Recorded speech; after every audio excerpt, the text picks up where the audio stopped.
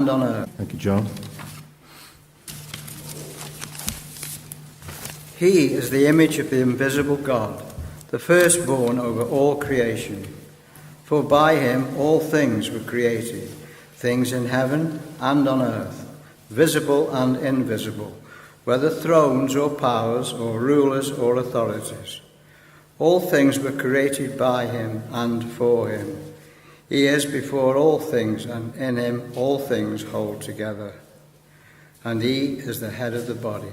The church, he is the beginning and the firstborn from among the dead, so that in everything he might have the supremacy. For God was pleased to have all his fullness dwell in him, and through him to reconcile to himself all things, whether things on earth or things in heaven, by making peace through his blood shed on the cross. Once you were alienated from God and were enemies in your minds because of your evil behavior. But now he has reconciled you by Christ's physical body through death to present you holy in his sight, without blemish and free from accusation.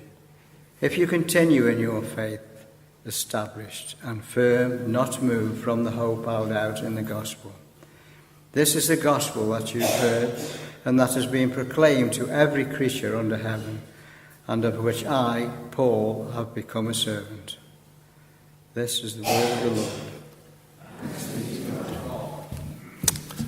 Thanks, John. So Colossians chapter 1 from verse 15. It's on page 1182 if you want to follow it, and I hope you do.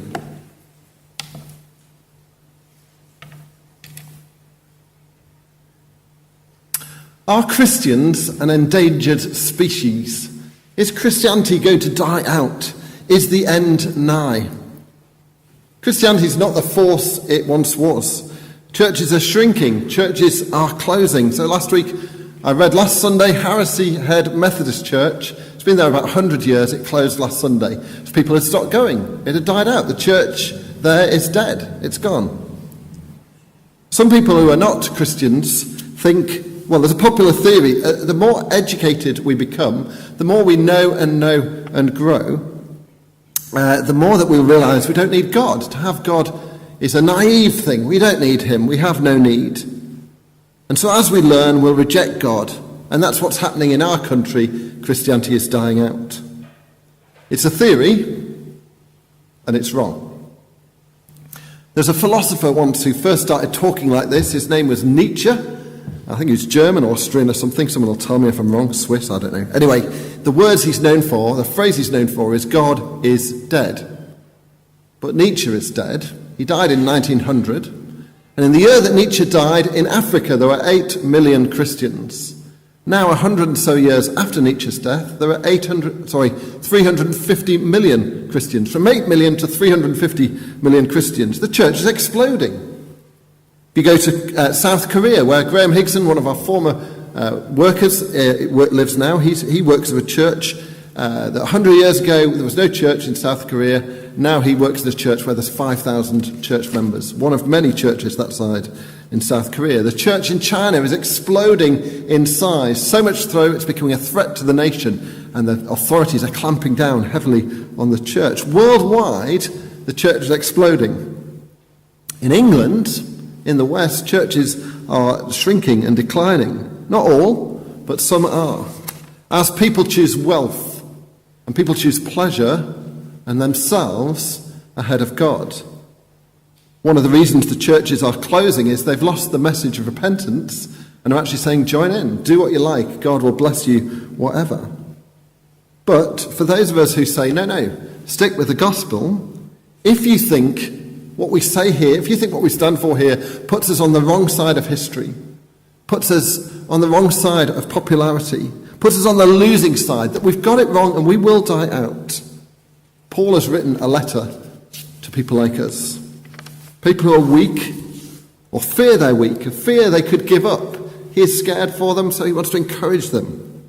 But the Christians in his day, well, they're not in the same situation as us. We've been in churches that are strong that now are weaker. But when Paul was writing to Colossae, they weren't declining, they were growing. But they were very, very small churches. because it's only a few years after Jesus has died and risen. So there's small groups of Christians around about the place, just small groups of Christians here and there. And the church will grow from them, but now they're weak. Now they're vulnerable. And in that sense, they're like us. Sarah Jack's just walked through the door, so you might just want to say.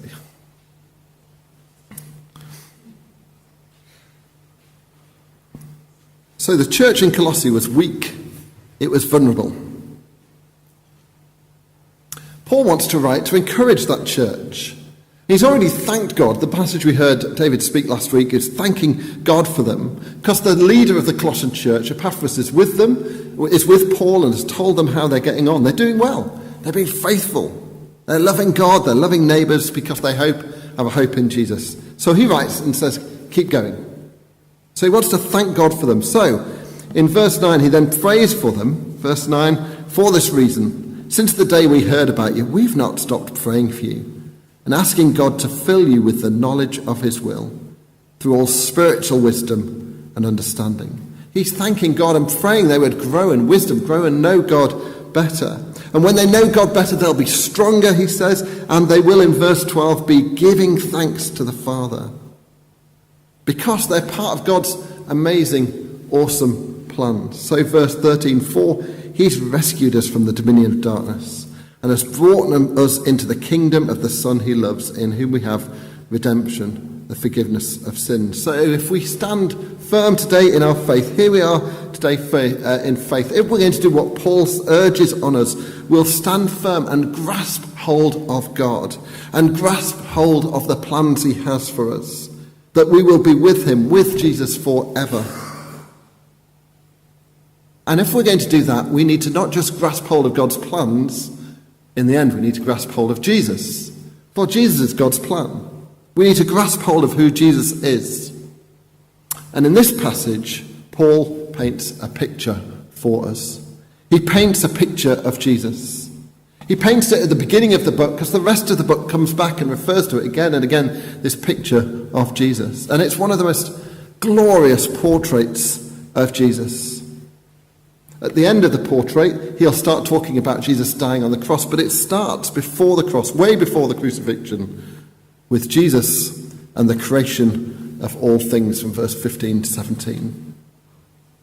If Paul had a camera to take this portrait of Jesus, this portrait, if it was a photo, he would have the camera on its widest lens, the widest setting, to get the big picture of everything. He zooms right out to get the widest possible big picture of everything.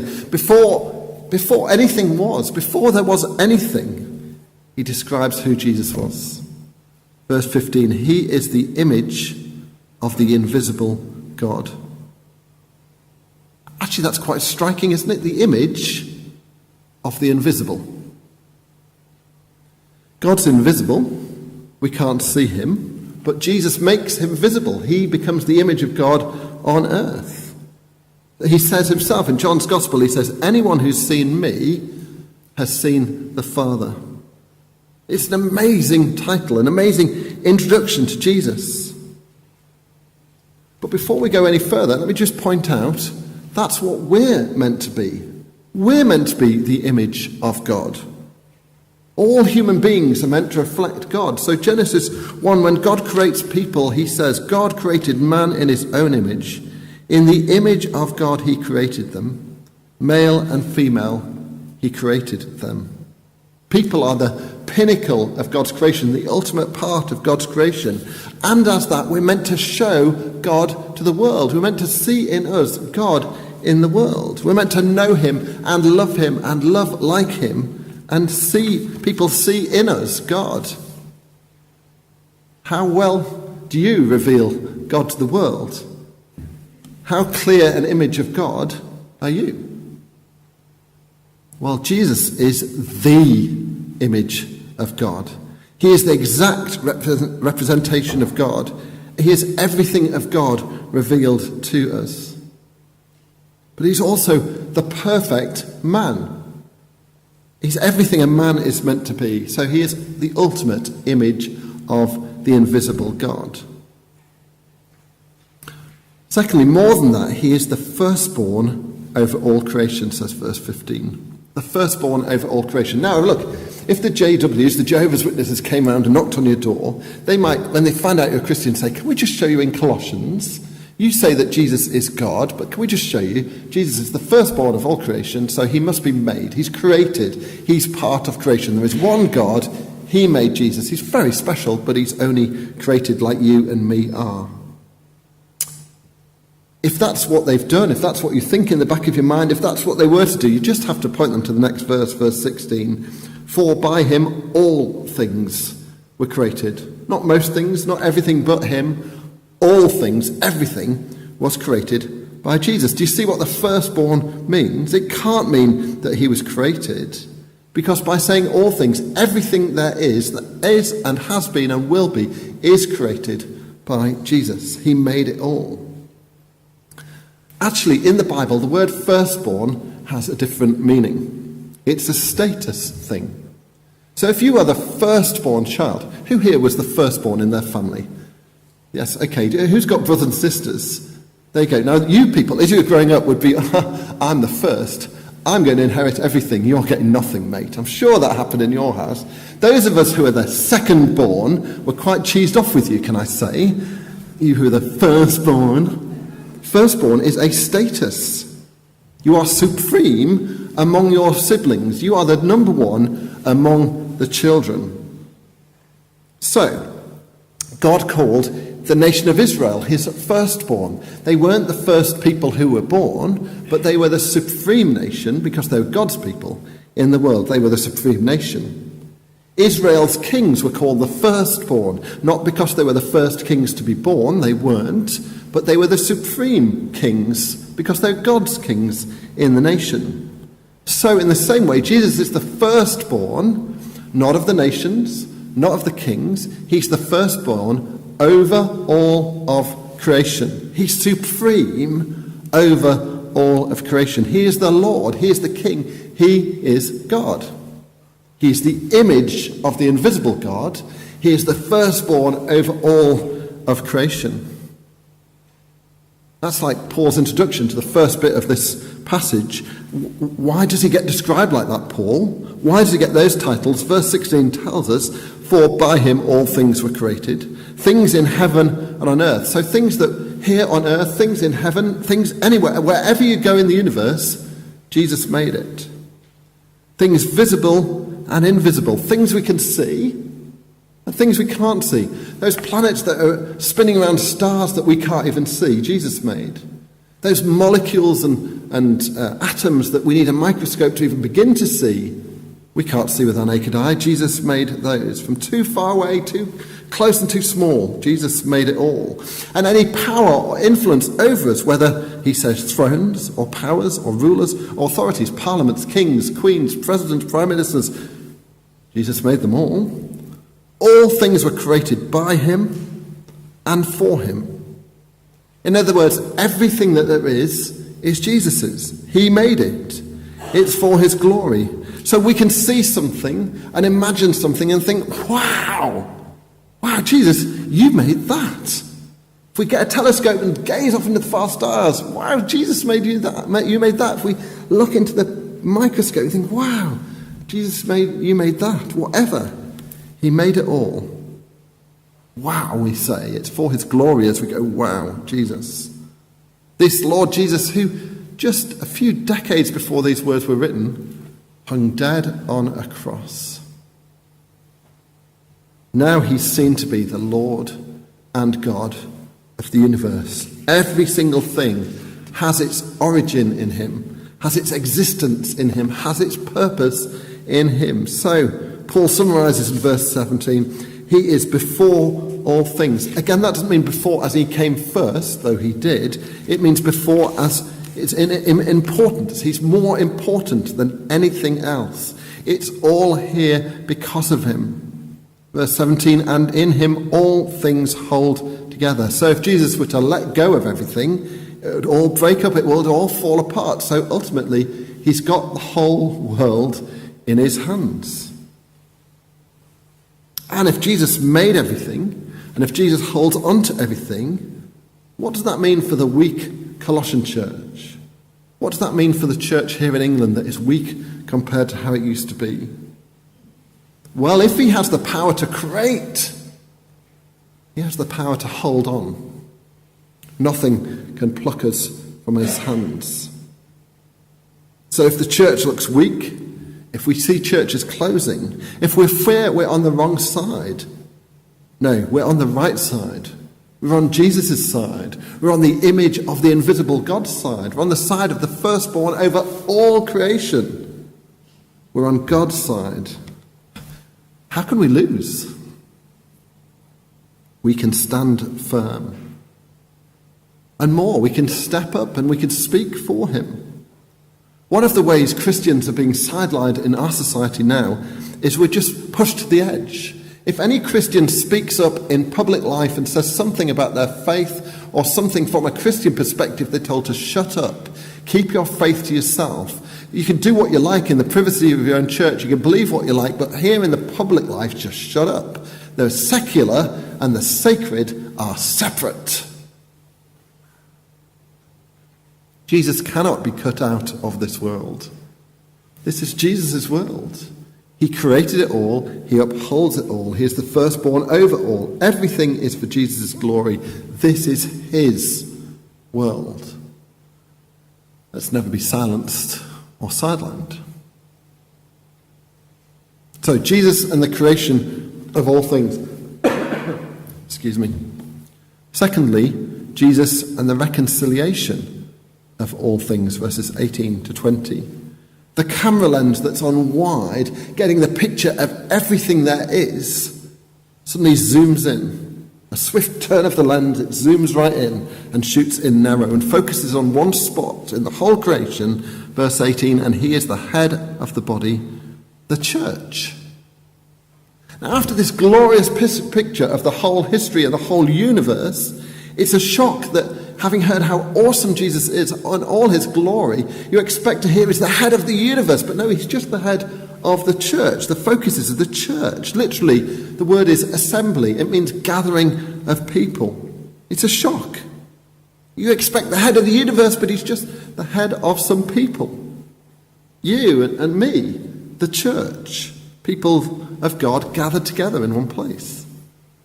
Okay, Paul, can you explain that? Why have you done that? Well, he does so, again with words describing who Jesus is. Verse 18, he is the beginning. Not this time he is the beginning of everything. Now Paul's talking, he's the new beginning of everything.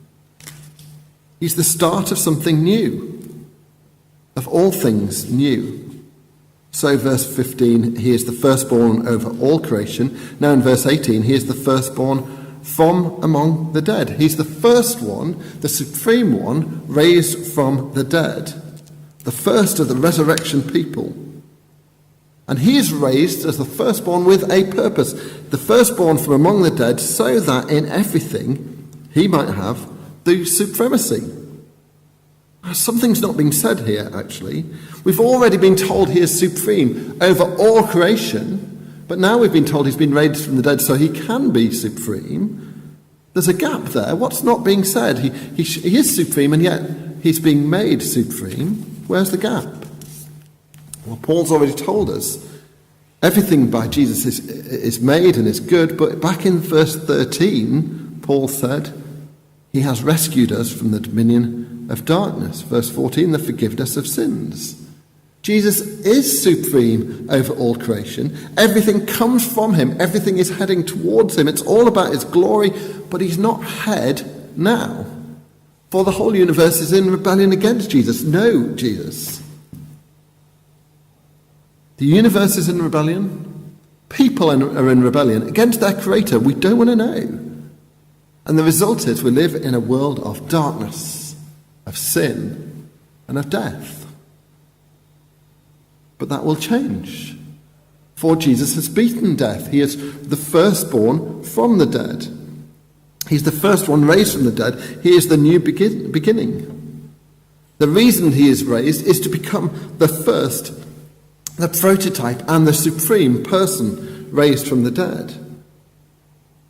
So how is Jesus able to be the first of many raised? when we live in a world of darkness, sin and death? Well, in our version of the Bible, it's not entirely clear. The words are a bit obscured. But if the words in verse 15 talk about Jesus creating, they're used again now in describing him recreating. So in describing the church, the words first are used in creating everything, this massive, glorious creation. Then the same words, the same emphasis is used for the word creating the church. The church is as important and as mighty and as magnificent and essential as is all of creation. It's as important as that. For verse 19, for God was pleased to have all his fullness dwell in him. That's temple language. That God came in the Old Testament to live in the temple, to be the throne, live in the throne room among the people. When Jesus came as a man on earth, he takes over the temple. He is where God dwells on earth, in Jesus' body. It's saying the same thing. He is the image of the invisible God. All of God's fullness lives in him. All his love, his power, his grace, his glory comes fully to us in Jesus Christ. Why? Verse 20, and through him to reconcile to himself all things. The all things that Jesus made, everything that is Jesus' made, the all things that don't now recognize Jesus as Lord, that rebel against him, these all things are going to be reconciled to him, whether things on earth or things in heaven, by making peace through his blood shed on the cross. All the chaos, all the darkness, all the discord, all the rebellion, all the sin, all the hurt, all the death are all put right by Jesus' death on the cross, his blood shed on the cross. Having had language of the temple, there's the language of the sacrifices in the temple. It's how God's people dealt with sin, was to sacrifice an animal. But here's a sacrifice not just for God's people, not just for Israel, but for the whole universe. A sacrifice of the cross that restores, reconciles the whole universe, the whole world, all time and all space, everywhere, with cosmic consequences. Jesus dies on the cross.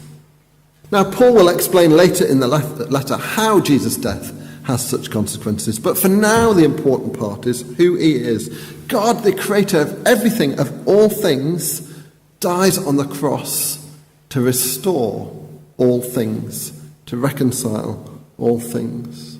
The resurrection is the new beginning. It makes him the head of a new community, the people of God, a people who are reconciled to God, who make God king, who return and say, I'm sorry for my rebellion, I want you to reign and rule.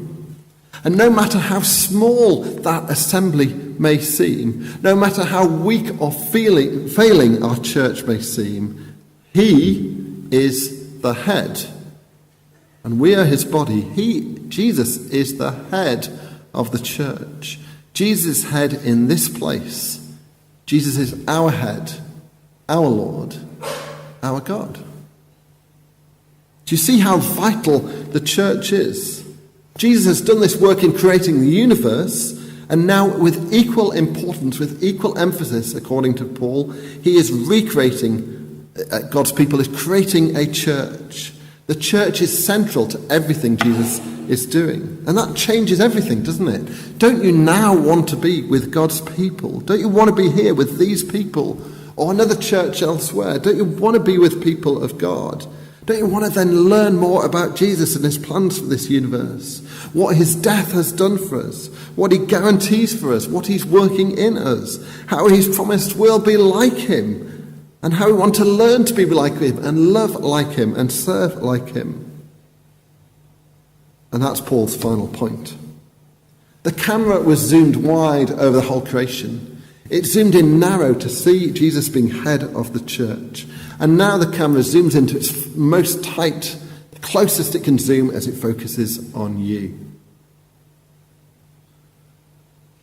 What about you?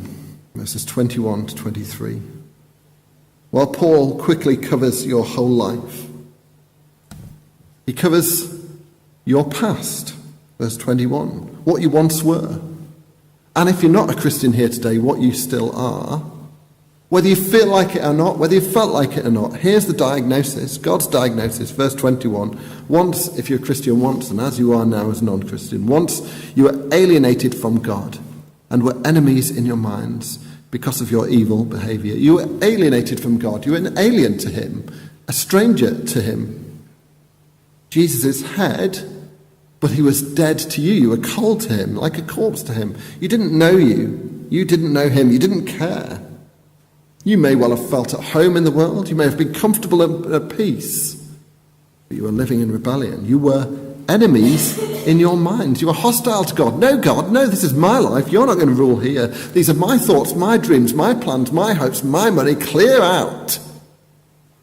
No, God, this is me. That's what we were if you're Christians. That's what you are now if you're not a Christian. It's what people like that are like that out in the world. It might not seem hostile.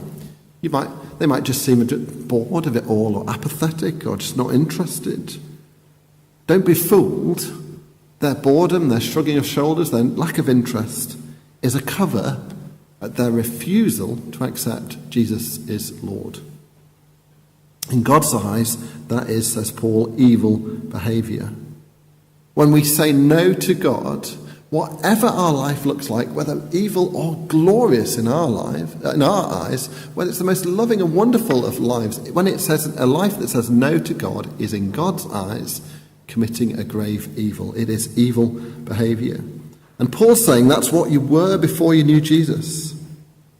We can see it explained in the diagram we've been using week by week. We were in darkness and death, facing death for our rebellion. But now things are different. If you're a Christian now, Paul says, let me describe your present, verse 22. But now he has reconciled you. That was Paul's word back in verse 20. Jesus came to reconcile all things, to bring all things back to God. Jesus came to die on the cross to bring reconciliation, to overcome the alienation, to make peace with God's enemies, to bring everything to Jesus. And that's what he's done for you. He has reconciled you by Christ's physical body through death. So Christ's physical body died on the cross. By dying there, he was bringing peace and reconciliation, facing the war, facing the anger, so that he could bring peace and reconciliation. The big picture of everything is zoomed in on you. You can see God's work in you as he dies on the cross and brings you into Jesus' kingdom. Just be clear who has done this. It's not you. You have no part of it, apart from saying thank you. Because verse 22, he has reconciled you. This is God's action. He's done it all for you, with a plan in mind for your future. Verse 22 continues to present you holy in his sight, without blemish and free from accusation. Accusation is the language of a court, of facing judgment. But you are free from accusation. The penalty's already been paid. You're declared to be holy, without blemish, it says, with no marks on your character. We who were alienated, who were enemies, who had evil behaviour because of Jesus' cross 2,000 years ago, when we come to judgment, we'll be declared innocent. We were evil, alienated, but we are innocent because of death on Jesus. Because Jesus' death on the cross, all was punished on him. There's reconciliation. So we can come and stand on that day before Jesus' throne. So what? So what that Jesus has created everything? So what that he's reconciled everything? So what that you're now blameless and declared innocent?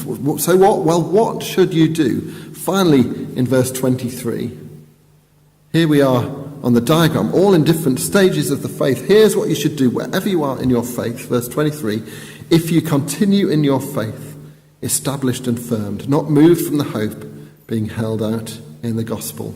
Paul says, wherever you are in your faith, stand firm. Don't shift. Stick with Jesus. Oh, there's pressure to abandon Jesus. There's pressure from family and friends and neighbours and colleagues. There's pressure from the media, from social media. All can put pressure on by trying to undermine us, by telling us the church is weak. Soon people will give up believing because of education. Christians are weak and naive. Your faith is a crutch. The church is full of hypocrites. Whatever the tactic, whether it's full in your face or subtly whispered in your ear, the message is the same. Give up. Stand firm. See who Jesus is, the image of the invisible God, the firstborn over all of creation. See what he's done for the church and done for you, dying for you, reconciling you who were alienated, you who were an enemy of God, you who were in evil to him. He's died to rescue you, to bring you to his throne one day rejoicing. This is the gospel, Paul finishes. This is the gospel that you heard, and that which has been proclaimed to every creature in heaven, and which I, Paul, have become a servant.